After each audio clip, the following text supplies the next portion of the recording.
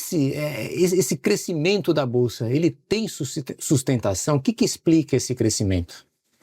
Sim, acho que é importante contextualizar, né? A gente estava num ambiente, vem de um ambiente, né, nos últimos 2 anos aí de condições financeiras, né, extremamente frouxas, né? Então, o que quer dizer isso, né? Os juros caiu no mundo inteiro, né? No Brasil até menos, né?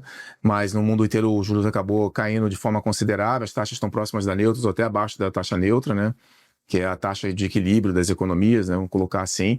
Você teve estímulos fiscais, né? O próprio Estados Unidos, a gente está aqui agora tendo os efeitos da One Big Beautiful Bill do Trump, né? Que acaba incentivando investimento, acaba tendo tax refund para a parcela da sociedade, né? Então, fiscal implementado nos últimos anos.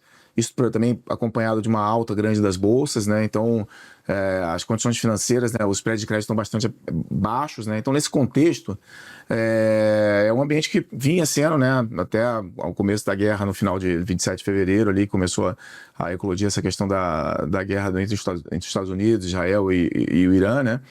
Você vinha num ambiente ali de crescimento sólido das economias, né? E dentro desse ambiente de crescimento sólido nas economias globais, o Brasil acaba sendo uma alternativa de investimento, porque tinha uma visão otimista com commodities, né? Então, o investidor estrangeiro navegando numa incerteza dentro do setor de tecnologia, né? Buscando diversificação, num mundo que vinha crescendo bastante, né?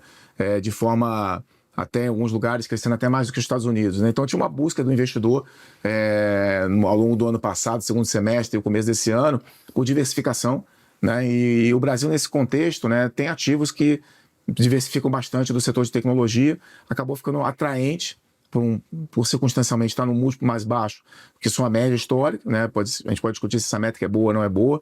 Eu particularmente acho que não é boa, mas boa parte dos mercados, dos investidores estrangeiros, que às vezes olham até com certas... Mas qual a métrica que não é boa que você está comentando?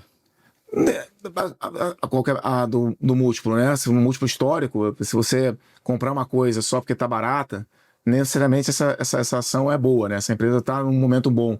Então, você precisa olhar, contextualizar a situação econômica do país, você precisa contextualizar a situação econômica do setor, né? Então, você tem que levar outros fatores em consideração, não somente o múltiplo, né, histórico, para tomar uma decisão. O que você está dizendo, então, que essa alta está sustentada pelo fluxo de dinheiro estrangeiro e não pelas condições das empresas no Brasil?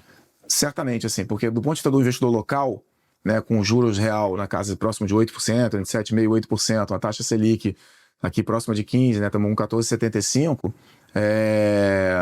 que acaba acontecendo do ponto de vista do investidor local, fica muito pouco atrativo investir na Bolsa. Quando você vai calcular a taxa de retorno que a gente vê nas ações da Bolsa brasileira, a gente tem dificuldade de achar empresas que dão um retorno muito acima do CDI aqui no Brasil. Por outro lado, o estrangeiro que tem lá os seus juros a 2,5%, 3%, quando ele olha, toma um funding barato, né, ele toma um empréstimo barato para poder investir no mercado internacional, ele olha o Brasil com mais atratividade do que o investidor local. Então, a gente tem visto o investidor local reduzindo sucessivamente e o investidor estrangeiro entrando, né? Então, a gente só vê resgate em fundo de ações aqui no Brasil nos últimos 2 anos e meio ou mais, e a gente vê o estrangeiro comprando aqui quase que constantemente, diariamente, as ações brasileiras, né? Então, é um motivado...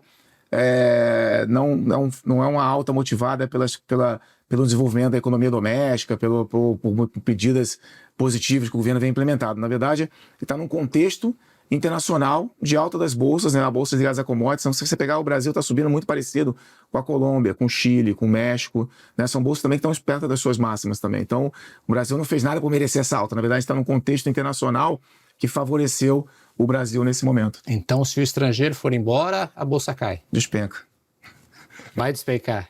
Não, vai depender das condições internacionais. A gente está aqui no meio de uma guerra, né? Então, assim, o Brasil acaba, de certa forma, com a questão da guerra, com preços de commodities mais altos, né? Não só o petróleo, mas outras commodities também mais altas. O Brasil acaba se beneficiando nesse contexto por ser um grande produtor de commodities, um grande produtor de alimentos, né?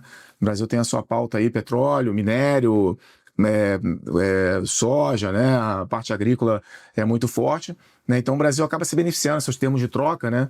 Acabam se beneficiando por preço de commodities mais altos, né? E acaba se beneficiando nesse contexto. O Brasil até, de certa forma, entre os países que a gente acompanha, é um dos países que mais se beneficiam dos preços de commodities mais altos, tem a melhor termo de troca, né? Isso acaba tornando o Brasil até atraente durante até essa guerra, né? E se você for ver, o Brasil sofreu muito pouco, né? Se você comparar que a guerra começou de 27 de fevereiro e pegar os preços de hoje, tanto o câmbio, o Brasil está abaixo do que estava em 27 de fevereiro, como a Bolsa Brasileira também está acima. Então o Brasil passou meio que ileso, né, na parte de renda variável na sua moeda, na guerra. Já os juros não, porque os juros têm o efeito da inflação, petróleo mais alto, provocou uma revisão de inflação de uma forma geral, né? E com essa revisão de inflação, muito provavelmente isso leva a uma taxa de juros menos, um potencial de queda de taxa de juros acaba sendo menor.